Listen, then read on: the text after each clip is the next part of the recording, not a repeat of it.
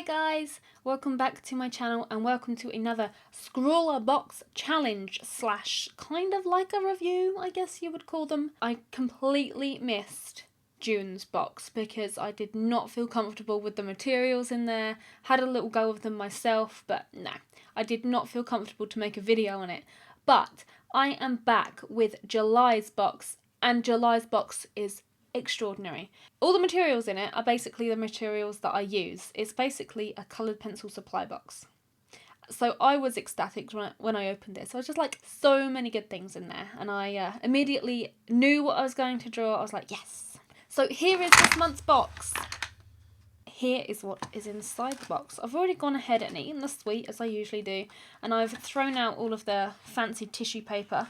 This month's box, as I said, has coloured pencil supplies, and this is the artist feature this month. This is Bokkey. Not really sure how you would pronounce it, but it's spelt Bokkei, and this is the amazing work that she does. And yeah, Bokkey is her page, artist name, but her actual name is Maria Oberg, and she's Swedish. And she uses pastel paper, which is what's supplied in this month's box, and she uses a mixed media, so she'll use pencils with markers, and there's also a marker included in this box, which I have used on my piece. But mainly she likes to draw things like this, skin on pastel paper with pencils and other kinds of media mixed in there. So that's the artist feature of this month. Also in my box I have my little challenge.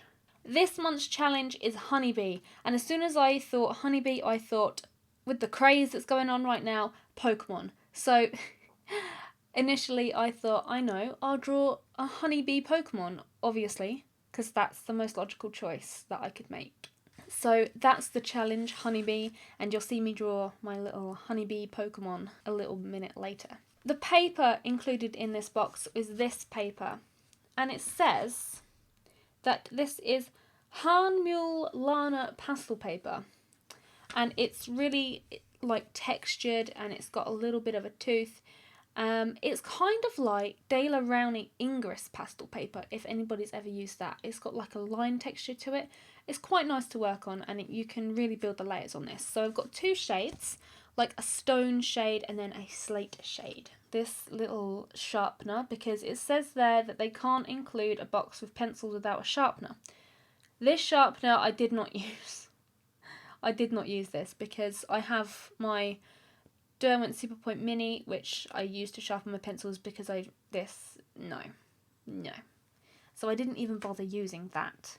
Next up we have one of these, which you've probably heard me talk about quite a lot, a little Tombow Mono Zero plastic eraser. There it is. That's the Tombow Mono plastic thingy, and it's the one with the little round tip as well. The next thing in this box is this marker. This is a magic marker twin tip thingy, and it's got a nice fine point on the end, which is the point that I used because my piece was only kind of small. It's also got a chisel tip on the other end as well, and this colour is Damask Red. It's really nice to use actually. In the interest of doing a Scrawlr box challenge, I decided to use the coloured pencils supplied in this box, even though I already own them and they are in my nice Polychromos box, which is sitting just over there. So I decided to use the Scrawlr box colours which they had supplied to me and the pencils. So these were all brand new full pencils, and I had these shades. We had this one, which was Middle Cadmium Red. This one, which was Dark Cadmium Orange. We had a nice cream colour. Of course, we had white. And then we also had black as well. So quite nice supplies in this month's box. And of course, I've told you I've drawn my little bee. So let's get straight into the little demonstration and challenge of this month's Scrawlr box. So I started off here just by testing out some of the pencils. I already knew what they felt like, but I just wanted to see how they would perform shading, just to see if they was any different. And then I also tested out the marker as well. I'd already drawn my outline onto my paper using the white pencil, and I was just going around and adjusting it here and there as necessary. Then I actually realised that the outline of the Pokemon is black, so I then went around all of my white outline and added in a load of black. This is where I really got to use my Tombow eraser as I erased the white, and really lovely, the Tombow eraser on this paper. It really erased the polychromos well on this. I was really surprised by it.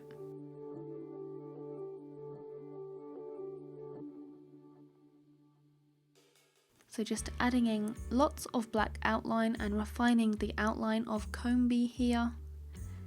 This is one of the cutest Pokemon, I think. And it fitted perfectly with the theme, so I thought, why not draw a Combee?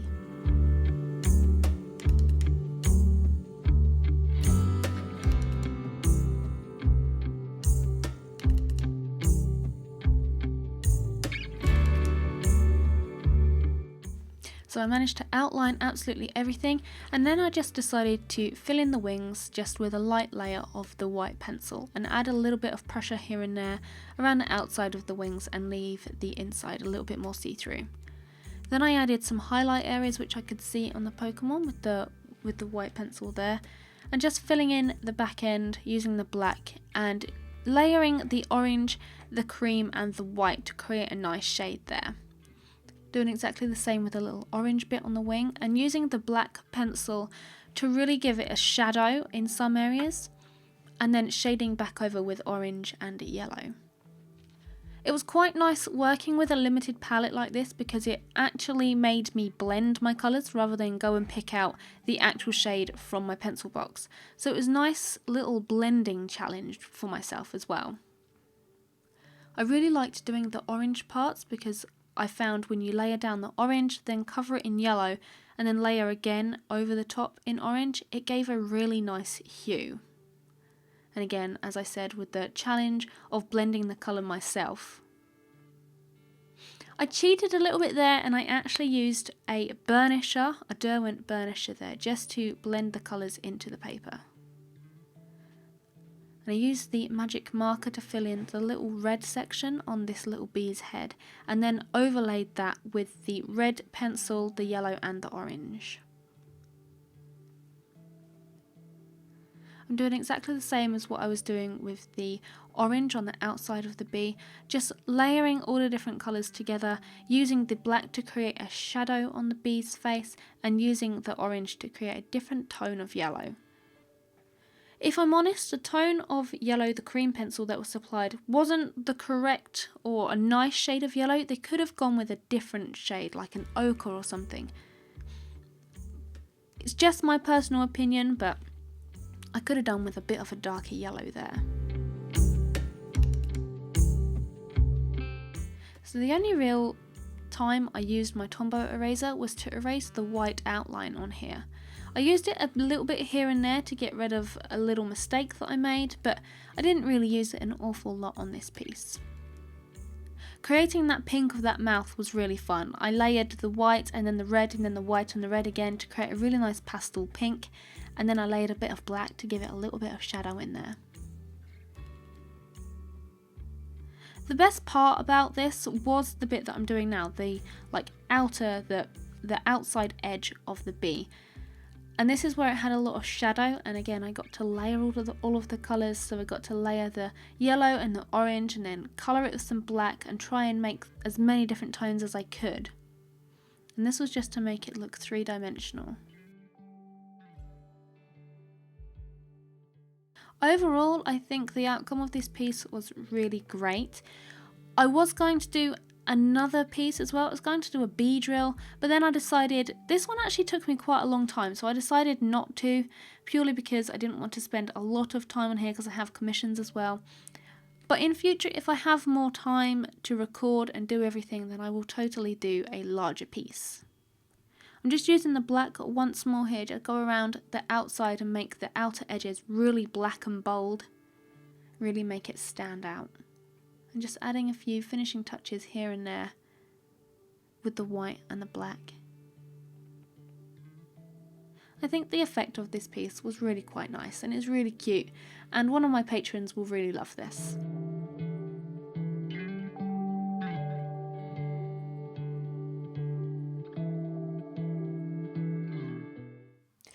And here is my finished combi.